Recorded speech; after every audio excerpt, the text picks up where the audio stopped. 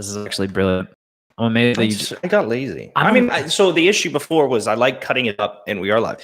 I like cutting it up for Instagram, but I haven't, because I've been going to the gym in the morning. I haven't been able to cut it up for Instagram. So then I'm just like, I'm recording it for nothing. But if we do this, and I get the share link, and I don't know. Should I even share? Okay, hi YouTube. So just to catch you up to speed, what we are doing here is we normally do our Monday podcast just as audio. We record a video that we cut, but we normally just post it to YouTube.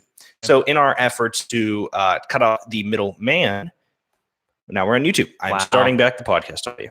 So now we are live on YouTube. This is tremendous. The conversations come up a lot. We do have a lot of viewers. I don't know what's happening. Hello, everybody. The one person. What's up? No, but it's funny because I keep talking about what platform we're going to choose, if we're going to stay on Facebook, if we're going to move to Twitch, what's going to happen in 2020. Anyway, so back to the Steelers game. We clearly see that Doc Hodges is blank for the future. Fill in the sentence. He is. I don't want to say he's the future because it's really hard for me to say that, but he is a great plan B to have. Define plan B. So he is the guy that we are going to go to in a pinch if the quarterback of the future we deem isn't necessary. Or backup. Yes. Okay. You don't ever see Duck in the starter. I think right now is the perfect time just because Mason Rudolph proved that he can't be the starter. But yeah, I would be very comfortable going in next season with him as the backup if Ben is healthy. So going into next season, Ben's our starter is what it is. Yep. We have 3 quarterbacks. Yes, we do. That is, traditionally that is how the Steelers run it. We do that normally is very have true. 3 quarterbacks. We've had Dobbs and Landry for a while. We had Dobbs and Mason. Now we look into it. We got the 3 guys we have. Now, for me personally, I was talking to a kid at work today. I said we go probably in the next season. Mason is the number 2 again. You can credit a lot of things this season for why Mason did bad and why Duck's doing good, in the simple fact that we don't even know what we have in everybody. True. We don't know what's going on in everyone's head. So just putting a guy out there that's just going to sling it and be a country boy. Well, even just sling it, just be smart. He's not taking too many chances to essentially ruin them. Like Tomlin said it before, he's not going to kill us. And maybe that's all they need. They don't need someone to try to make plays. They need someone to be able to run an offense, take time off the clock, be smart with the football, and then the defense usually will do the rest. Now, obviously, trying to win with your defense historically probably won't work out well, especially in today's NFL. But if the recipe is going to succeed, then just keep doing it. Yeah, might as well keep moving forward. Yeah. All right, so let's get into some other games that happened this weekend. Let's start off with the Thursday game, Greg. Yes. Did you win? Because I can't remember who you picked. I did pick Chicago. Okay. I think the whole world picked Chicago just because Dallas is a joke. Yeah. And it was in Chicago. We talked about that a little bit. Are we rethinking anything about Mitch Trubisky at this point? No. I told my one manager at work who's a Chicago Bears fan that they had the Lamar Jackson 2.0 because of how he played in that game. But for me personally, I didn't like Mitch when he got taken there. I didn't like Mitch in college. He had 1 year at UNC.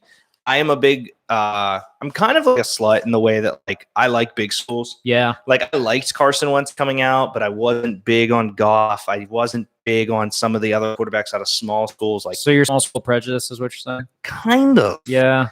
But I don't know, because Drew Lock was interesting. He's in the SEC. I don't know. My mentality has always been, if you're a good quarterback, you probably have always been a good quarterback. Right. Now, there are examples of people that, got to college without a scholarship anywhere else and flourished and did very well, and that's totally fine. And then there's guys like Carson Wentz who just wanted to stay close to home. Right. Well, guys like Josh Allen who just in Wyoming. Well, the other thing too with Carson Wentz is that he just grew so much after high school. That's the reason no one recruited him outside of high school. When he got to college, that's when his growth spurt picked up and everyone started noticing him.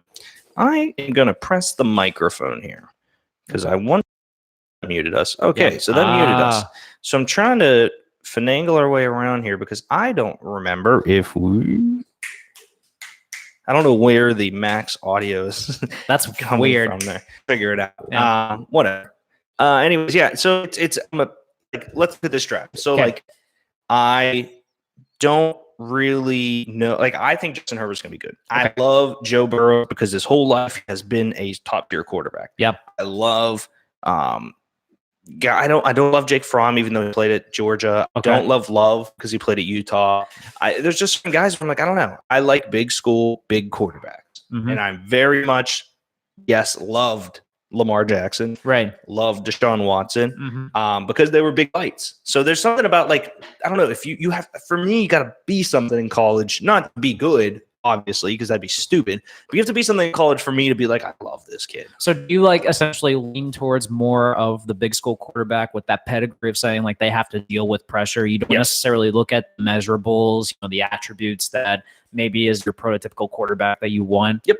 So and another thing that you can say about that, though, is the reason I like Doc is because he holds an FCS record. Right. Like, that's big for me. That is a huge thing. Just like Gardner Minshew held a record. You know what I mean? That's a huge thing for me to have that entity. So even though he went to a small school, your argument with it is that the fact that he just produced so much in that small school, that's what gets you kind of like more believing in it.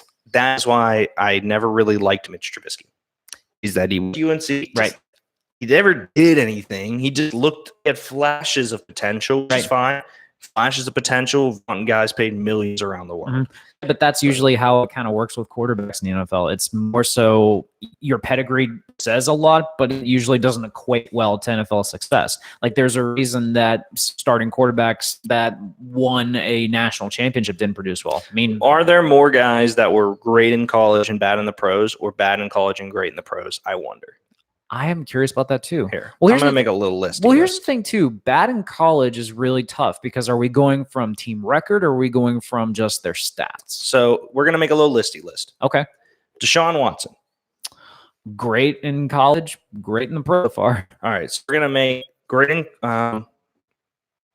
whatever. I hate Max because I really wish there was a we're just going to go down. I really wish there was a better Excel because Pages sucks. Yeah. So great in college, great in pros. Great in both. Great in both. Shit in both. Shit in both. Oh, God. All right. So great in both. Sean Watson. Yep. Now you go. Lamar Jackson. Yeah. Great in both. Yeah, great in both.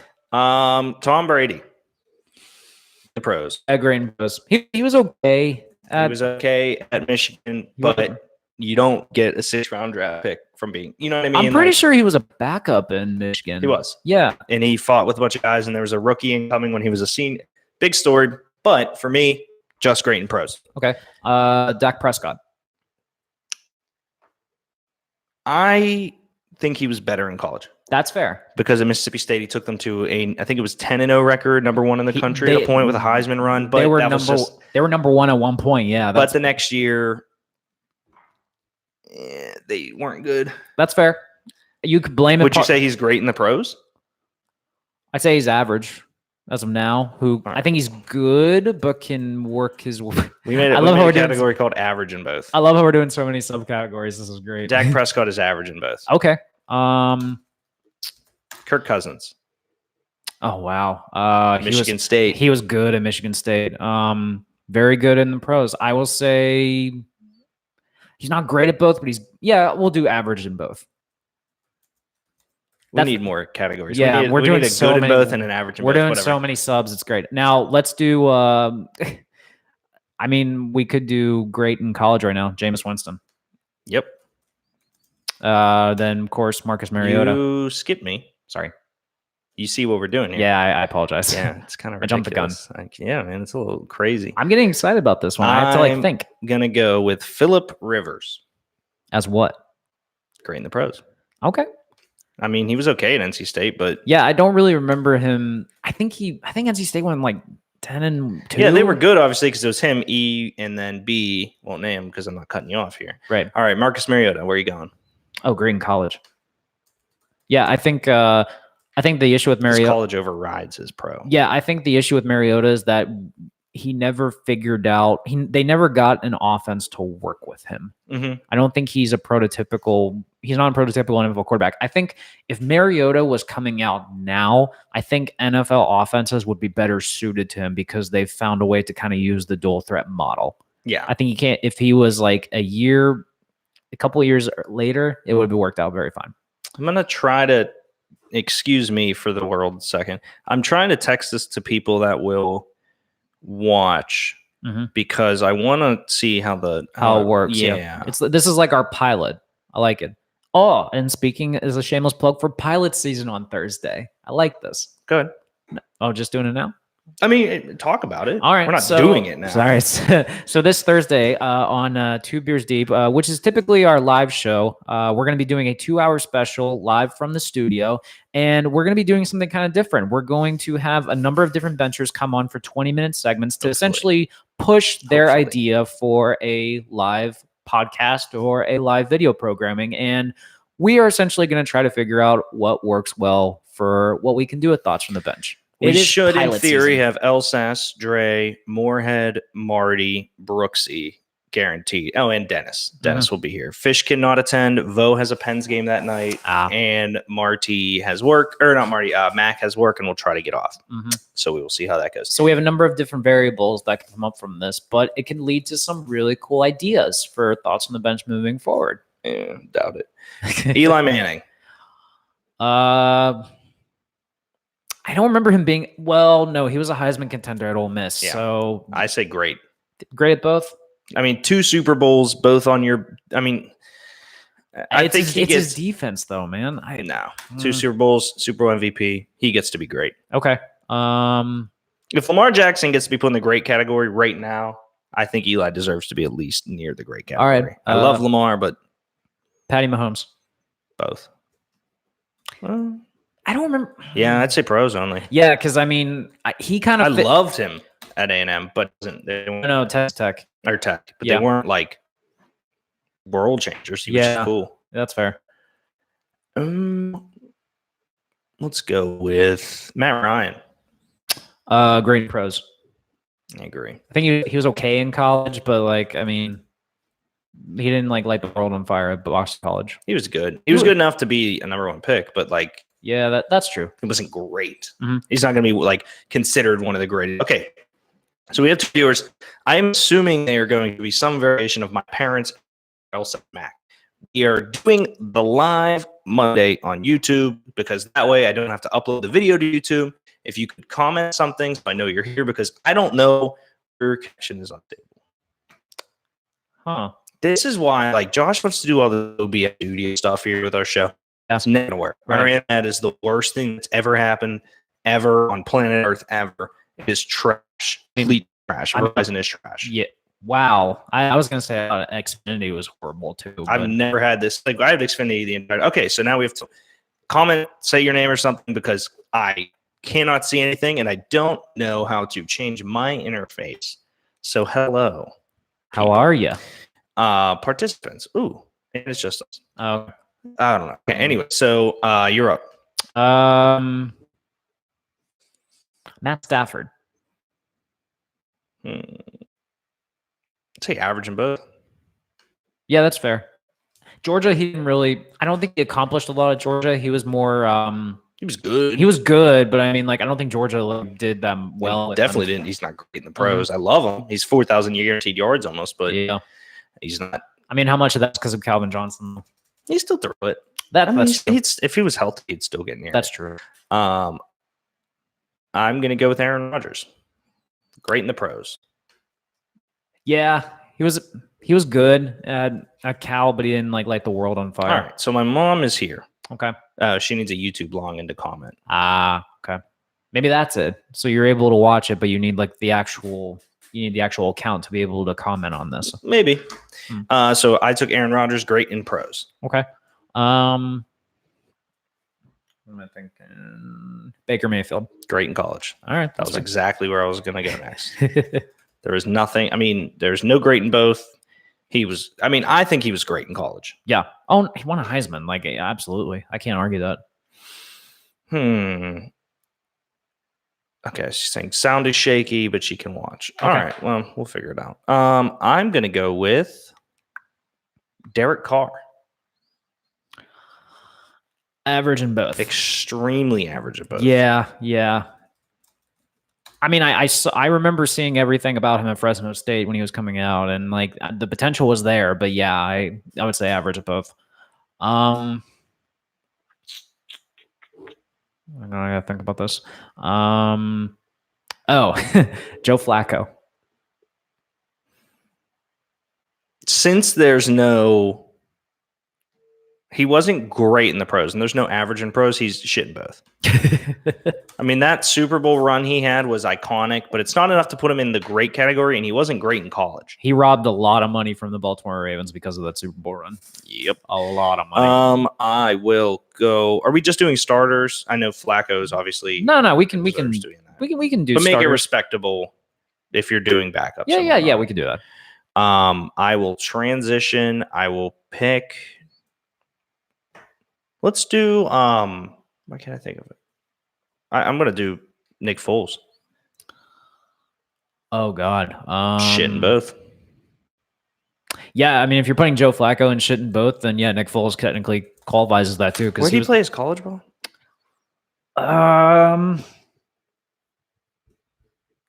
Arizona, I think. Yeah, Arizona. I'm pretty sure. Let's see. Arizona. Mm-hmm. All right. Yeah. Wait, what's that? Okay, so maybe he started at Michigan State and then transferred. Yeah, okay, that makes sense. All right. All right, one more each. Okay. I gotta think about that one. Ryan Fitzpatrick. See, it's funny because I wouldn't say he's great in college, and I wouldn't say he's great in the pros, but his longevity makes me at least say like average in the pros, but because he wasn't great in college, he has to go and shit in both. Went to Harvard, man. Okay. I feel like, I mean, he's a good football player. Yeah, okay, that's fair. Like, where would you put him? I'd say average in both. Okay. Yeah. I mean, longevity kind of really adds to it. And I don't know. I mean, Ivy League schools are really kind of tough to grade, I feel like, when it comes to potential. So, yeah, I'll say average. All right, last one. I'm trying to think of a tough one. Let's go Jared Goff. Oh God. He was horrible in college. He was not horrible. He was horrible in college. He was not horrible. He was average at best. God. Okay. If you're horrible in college, you do not go number one overall. That's true. Okay, so he was average in college.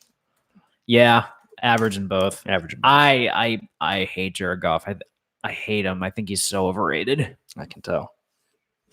The only downside is now I have no idea how long we've been going, so I'm just going to assume that when that hits 30, we're done. All right, sounds good. I feel like that's safe. That's fair. What else do you want to talk about, Greg? How about the first big news of the Major League Baseball winter meetings broke today? Strasburg. Steven Strasburg, 7 Stays years with the Nats. 7 years, $245 million. Big baseball brain. Making $35 million annual average, which is now the highest paid annual average for a pitcher.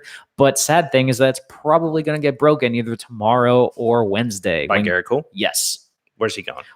So the first rumor that I saw was that the Yankees offered him 7 years, $275 million. Oh my God. But I mean, if Strasburg is right now the litmus, I think Cole could probably get to 300. I really do, because Cole is 2 years younger and arguably has had better stats the last few years. He's been the best pitcher in baseball. Yeah, like so. There's a very good chance he could get 300. I think. Do the Yankees win the World Series then? I don't think he's going to go to the Yankees. I think the Yankees will probably. Oh, you think they're not going to go above? No. I think 275 is a good number, but I don't think he'll go to the Yankees. I think he truly wants to be on the West Coast. He'll be an Angel or a Dodger. That's fair. That's where he's from. Right. Absolutely. And the funny thing is that Garrett Cole was drafted by the Yankees when he was a high schooler, and he spurned them to go to college. And then I think he only played at UCLA for 2 seasons, and then we took him. So I thought Vo sent me him heat pressing a shirt, but I'm pretty sure it's now a panini maker. Dude, don't joke on panini makers. Those things are amazing. I know. I have to run to Giant Eagle. I'm hungry. I'll take you. Yes. So that was the only news that broke. So when are the winter meetings happening right now? Yes. Winter meetings right now in San Diego. Dig Bave didn't go. What was that? Dig Bave didn't go. No, Dig Bave did not go. I asked him. He said he wasn't going to go. But they run from today until Thursday. This is my favorite week of all of Major League Baseball, just because this is where all the news happens. This is where all the trades go down, where all the signings happen. Series. I know, but this involves every single team. It's like how the NFL draft's my favorite thing for the NFL, because every single team's involved. There's so many variables that can go with it. Yeah, except the Steelers. But I'll take Minka over anyone in this draft, hands down. Absolutely, yes. Minka over Chase Young. But I'm very, very excited to see what happens. There's still a good number of free agents on the market. Garrett Cole, obviously, Anthony Rendon, some other good players. There's a lot of trade rumors going around there, like Francisco Lindor could get traded, Chris Bryant could get traded. There's so many things. I saw a lot about Chris Bryant. I would be very upset if he got traded. I like him a lot. I do too, but I think the mandate came down from the Cubs is that they got to cut payroll because they have a lot of guys they got to re-sign. So we shall see how that goes. Always makes you think of two guys on a date. You know what that's from? What was the quote again? Mandate always makes me think of two guys on a date. Ooh, I do not know that. No, it is from The Office. Okay, I forgot about that. I'm not as good with my Office quotes as some other quotes, so I will say that. I hit caps lock and something popped up here. Ooh, that's weird. People can hear that. That's really weird. Oh well. Get out of that. Yeah, so baseball stuff. Are the Pirates going to do anything? No. Probably not. The only thing that they have to do is they need to get a catcher in the worst possible way, and odds are they're probably going to take offers for Starling Marte and see what they get. I would too. He's their biggest trade. POS. Has best year last year. He's 31. I mean, he's probably at the tail end of his prime. So, I mean, if he wants to play for a contender, by all means, get rid of him. Let's just see what kind of offer we can get. He's a bum. I would get rid of him. I don't know, Polanco. I have a bad feeling Polanco's never going to be good. No, that's fine. You can't trade him now because, I mean, his shoulder's probably still goofed up. No, 100%. Mm-hmm. So I'm just talking about like trade pieces that we do have. Yeah. I mean, we can't trade Bell, I don't think. I wouldn't be shocked, mainly because the issue with Bell is that he probably plays better as an American League first baseman than a National League, because I mean he could DH. He's not a good. He's not a good defensive first baseman at all. So you would trade him, depending on the offer. They give you $6 and a bag of Fritos. You would trade him. No, I would not. Breaking news: Greg would trade him. No, I like it though. So let's get to tonight's game. We have the worst, arguably one of the worst division matchups I've ever heard of in my life. The only thing that could probably make this game worse is if it was the Redskins. I was going to say, yeah, the Redskins would probably make it the worst if that's. We have the New York Giants, the New York Football Giants, against the Philadelphia Eagles in a matchup that literally is going to make me cry. I'm probably not going to watch that at all. I don't know what I'm going to do yet. I feel so bad. Like, first off, like Danny Dimes is hurt. So Eli Manning is back. He's getting in, taking his walker. Is that good for any player on the Giants?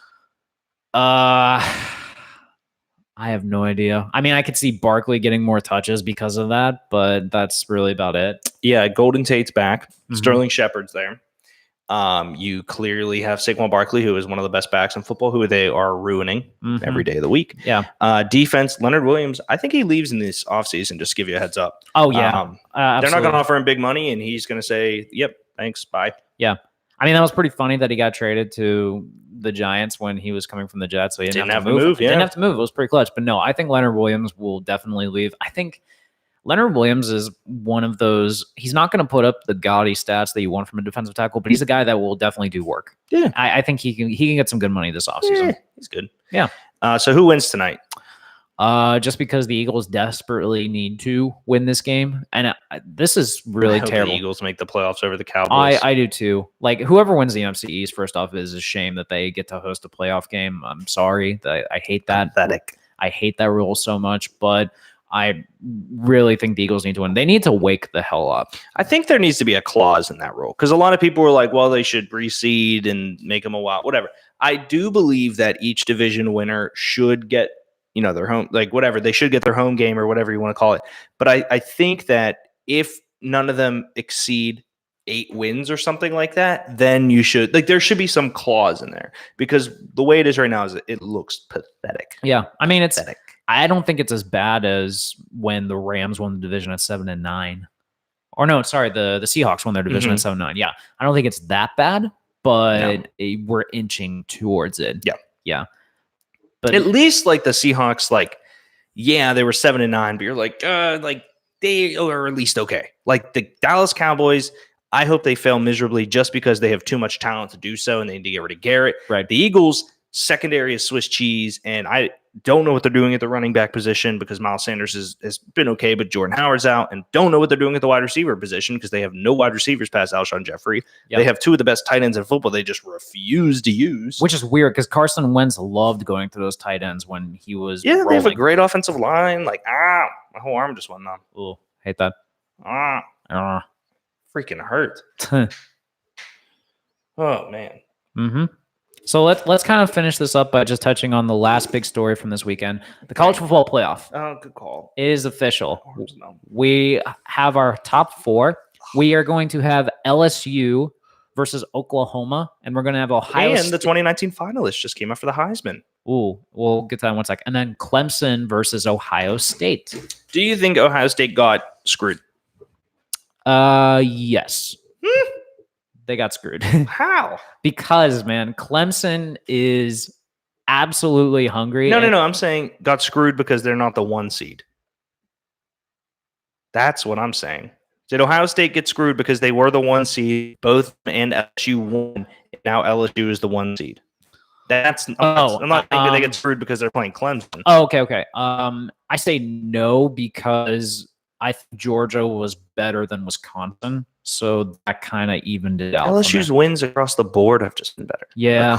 Across the board. A number 8 Penn State is not the same as playing Alabama and Auburn and Georgia. Like, it just isn't. No. Like, LSU ran the gauntlet this year. They absolutely deserve to be number 1. Ohio State, I could see their argument because, yes, they did put up some really good numbers against some good teams. But you're very close. I mean, Penn State covered, which you can say what it is, but that's pretty close. And Wisconsin was beating them pretty heavily. That's true. Like, never once did LSU looked like they were going to get smacked. That was kind of the thing that I mentioned about whenever Ohio State plays Michigan. It's almost like they never are trailing, but whenever they do, they almost kind of just immediately just put up numbers right from the get-go. Rushed Michigan. I give them that one, but still, I don't consider Michigan near that Georgia team. But it's the same thing that they did with Wisconsin. Yes, they were down, but then like when they got back, they just ran away with it. It's like they needed to wake up before they just put the pedal to the metal and decided to blow people out at that point. So what's the final? I think LSU is too good to lose to Oklahoma. Jalen Hurts has really had a great year, but I'm leaning towards LSU. And then, dude, man, I gotta go Clemson. Really? I gotta go Clemson. I think Clemson is so disrespected this year that they're just going to come out guns blazing. They took Alabama easy schedule out. They did, and that's totally fine because they're at that level now. That's true. So they absolutely are. But I think that no one has talked about them all year, and I think Dabo's going to use that as motivation for his team. I personally believe they get beat because of their easy schedule. You think? They have not faced a top opponent yet, really. Okay. That has tested them. And I think Ohio State has been down and been up and been down and been up, and Clemson's just really been up this year. Right. So Ohio State's ability to go up and down will come into that game, but I think LSU takes the natty home. Yeah, but you could also argue that because Clemson hasn't had a difficult schedule, that they're not necessarily as, battle tested. They're fresher a little bit. So maybe that could play into that in the end. Yeah, what weighs more, the fact that they haven't played competition so they're fresher, or the fact that they haven't played competition so they might not be ready to get punched in the mouth? I mean, that's going to be the question, honestly. Bama made it work with an easy schedule the last few years, so I mean, the proof is in the pudding. I would say the proof is not in the pudding because Bama is not Clemson and Clemson is not Bama. Ah, okay. That's like, I mean, you could use the argument that the Patriots continue to win their division because their division shit. Yeah. But I don't know. It'll be interesting. I've never been excited for a college football game as much as I am for Ohio State LSU, though, because we are guaranteed to see magic. You know what I mean? Yeah. I mean, this is going to be a great playoff regardless. Yep. So let's kind of finish this off with the Heisman. 2019 Heisman finalists. LSU quarterback Joe Burrow. Okay. Shocker. My personal pick, OSU quarterback Justin Fields. Wow. I love this kid so much. Next, OU quarterback Jalen Hurts. Oh, okay. That's 3 straight years an Oklahoma quarterback has gone to New York for the Heisman. That's pretty cool. I don't think he'll win, but wow, 3 straight years of a Heisman quarterback is insane. Yeah, Lane probably needs to pat himself on the back for that one. And the last 2019 Heisman finalist is Jonathan Taylor. OSU defensive end Chase Young. What? Chase Young, a Heisman finalist. Wow. Jonathan Taylor, get out of here. Wow. That's cool. It's really cool. Has a shot. Chase Young missed 2 games this year and still got voted in. That's awesome. That's Wisconsin really awesome. triple teamed him. 3 of their linemen had to stay on Chase Young, meaning that the other guys just held on for dear life. That's amazing. Unbelievable. Who's your Heisman? Well, after making this like gamble a couple weeks ago in this prediction, I'm kicking myself for it. So I'm just gonna go safe route. I gotta go Burrow. It's Burrow, yeah. Burrow will win the Heisman. Mainly, the real reason is because they've had the best year. They're the number 1 team. Fields is younger, so he has more time to do it. Right. Chase Young had the 2-game violation, so he's an easy annex from it. And Jalen Hurts, as great as he's been, numbers just aren't with Burrow. Right. So those things, that it's just all going to Big Joe. I don't know if it annexes Chase Young. I think it might actually be more impressive, but just from seeing the numbers, Yeah, but what you know he how did. hoity-toity they get. They're like, well, he did break the rules, so I don't think we should allow him to have that trophy. Yeah, I mean, That's how the committee. it is media members though, so we'll see how they vote on that. All right. That is 2 beers deep. We're shutting it down. It has been the 30. I got to go get groceries and do laundry. Tune in on Thursday for our 2-hour pilot season. Yeah, special. so that will be on Facebook, guys. Facebook, Thoughts on the Bench Facebook page. We'll be doing a 2-hour show. I know that there's at least going to be 5 to 6 benchers here pitching their ideas, helping out. Worst comes to worst, we'll maybe, I don't know, we'll figure something out. Maybe we'll just do that for an hour, and the second hour play beer pong or something. Oh God. Well, we'll make it work. What we do. True. How it always happens here at Thoughts on the Bench. But all right, we will catch you guys Thursday for Benchapalooza. # pilot season. Oh boy. All right. That's Greg while I shut the cameras off. Bye. Pirate season? Pilot season. Aha.